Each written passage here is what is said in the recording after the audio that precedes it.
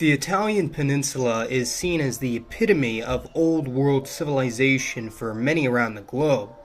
Although many would argue that Rome, as well as Greece, was the heart of the Western world for many hundreds of years, with countless different cultures all around the world streaming from this region since the classical period, the origins of these societies is not really well known to many, even those who belong to said nations.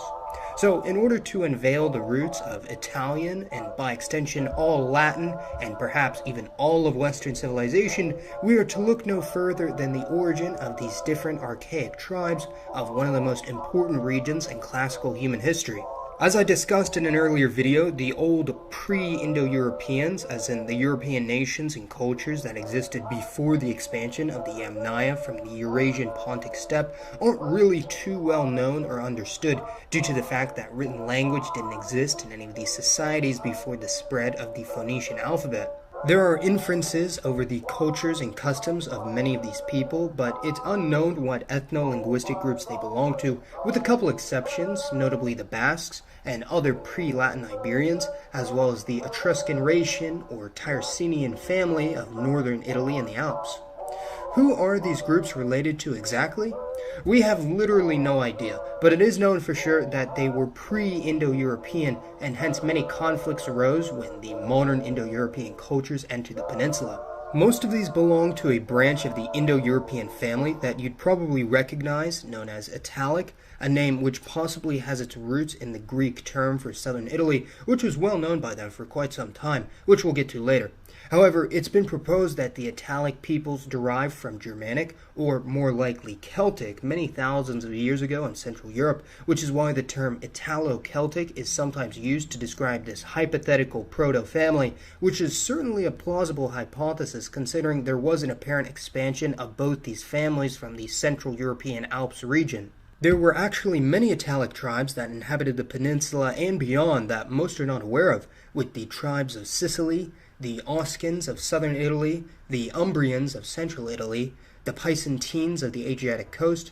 and the Venetian tribes of the north, all known to be related, in addition, of course, to the Latin and closely related Faliscan tribes. Keep in mind, however, that due to the peninsula's central position, jutting out into one of the most active bodies of water in the entire world in terms of human activity, there were also many incursions by outsiders, including the Messapians, a likely Illyrian-descended nation in the region of Apulia, the southeasternmost region of the peninsula, also known as the heel of the boot of Italy. Who were the Illyrians exactly? Well, perhaps I'll get into it in a later video, but they were an ethno-linguistically affiliated collection of Indo-Europeans in the Balkans with no political ties whatsoever, who were possibly related to the Greeks, and it has been suggested that they eventually evolved into the nation of Albania, although outside of Albania itself, this proposal is quite controversial.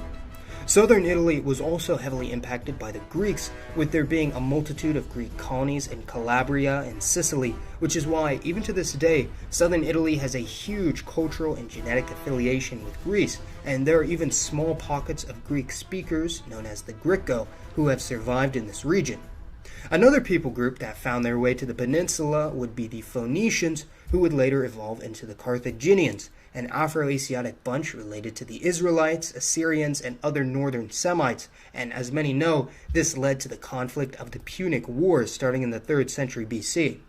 However, even before this, the Latins, or Romans, had miraculously grown from a small principality to one of the dominant powers in southern Italy, having conquered the bulk of the other Italic peoples, and the expansions of both the Romans and Carthaginians, who by this point in time had already conquered the bulk of North Africa and Iberia, brought them into conflict with one another. Following the success of the Romans in the Punic Wars, the nation very rapidly expanded, conquering the Etruscans to the north and claiming the former territory of the Carthaginians, enslaving nearly the entire city, and imposing their Latin culture throughout the western Mediterranean, very often borrowing and incorporating cultural and linguistic aspects from the many nations they had conquered, and eventually full Roman citizenship was granted to all Italic peoples, with the Italian peninsula remaining the most influential and wealthy region of the empire for many centuries.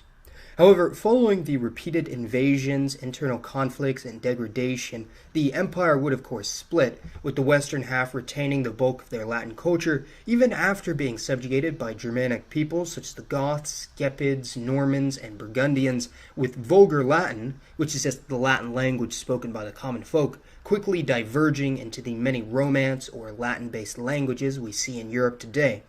However, don't be mistaken into thinking that the Italians simply emerged after this tumultuous period as a unified and modern nation, as the region of Italy was perhaps more politically, culturally, and linguistically divided than any other in Europe for quite some time.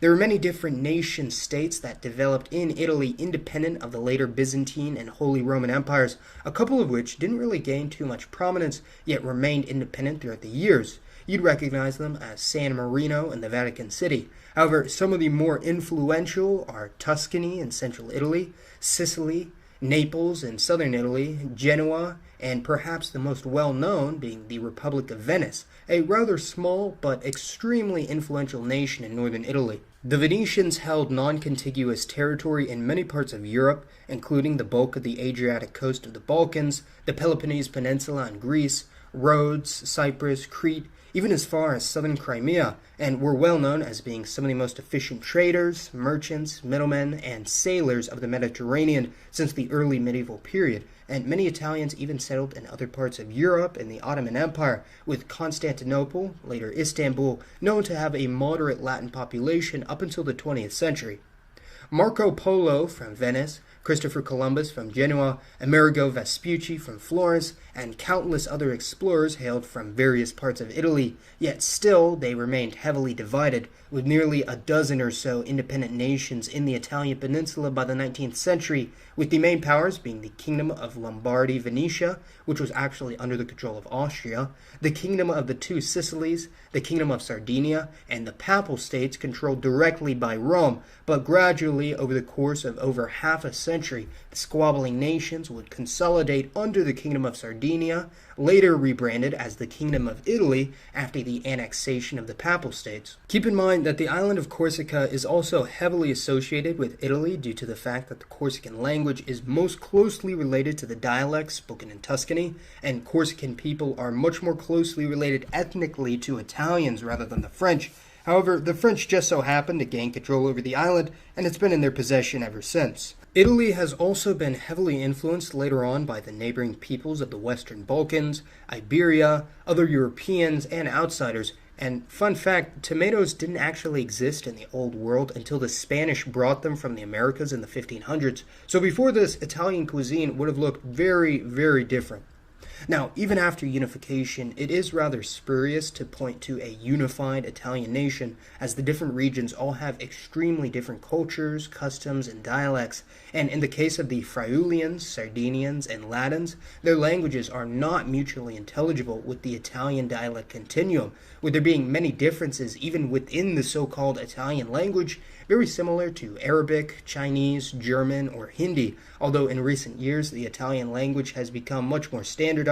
with regional dialects quickly falling out of favor. Additionally, in the canton of Ticino in Switzerland, a region of nearly 1/3 people, the dominant language is still the Lombard dialect of Italian, although whether the Italian-speaking Swiss citizen should be considered ethnically Italian or not is up to interpretation, with the other major languages of Switzerland being German and French, giving them a rather interesting national identity. In the past couple centuries, a massive number of ethnic Italians have settled in and influenced other European countries, especially France, while the small island nation of Malta is essentially an Arabized Latin nation, as the Maltese are nearly identical to the neighboring Sicilians, with the major difference being that the Maltese retained the corrupted Arabic dialect from North Africa following their conquest by the Moors, while the Sicilians did not, and since then Malta has had a very, very large cultural connection with Italy, with around half of the Maltese vocabulary actually originating from Italian, even though it is still classified as an Afro-Asiatic language. Even though Italians never had any colonies in the New World per se, they still had one of the largest cultural footprints in this corner of the globe, with Italian immigrants to Latin America stretching back to the 16th century in most areas, but it really wasn't until the early to mid-1800s that Italian immigration really took off to the Americas, quickly outnumbering nearly all other immigrants to this region. And outside of the United States, there's also a large Italian-descended population in Mexico, Venezuela, Peru, but especially the Southern Cone, which includes the southern states of Brazil, Uruguay, Paraguay, and most of Argentina, with the dialects of Spanish spoken there having a strong Italian pull. Worldwide, there are somewhere in the range of 90 million full-blooded ethnic Italians and Italian descendants, already making them one of the largest European ethnic groups in the world. However, when including those with a significant amount of Italian heritage, this number swells larger than many could ever imagine, with perhaps 170 million people with full, or at least some significant partial Italian ancestry across the planet. So, had these immigrants never left Italy in the past, the already very crowded Italian peninsula would have become one of the most densely populated countries in the world, but I've already done that video before. Overall, the Italians are mostly Catholic, of course, often being seen as the center of the Catholic Church worldwide, but others across the globe may be Protestant or irreligious depending on the country. The Italian nation has an incredibly interesting history of originating as a rather small and irrelevant tribe to expanding to one of the greatest empires the world has ever seen and fluctuating in and out of history ever since. So you can thank the Italians for facilitating trade across the globe, for leading the expedition to the New World, for laying much of the groundwork for much of the Western world, for their modern contributions to the arts, culture, and customs of many different diverse countries, and for their food. So go and let me know your thoughts on the Italian nation, its origins, history, and impact on the rest of the world that doesn't get nearly as much attention or acknowledgement as it should. And for today's poll, let me know which external region of Italian settlement you find to be the most interesting. And as always, this has been Mason. Thanks for watching, everyone, and I'll see you next time.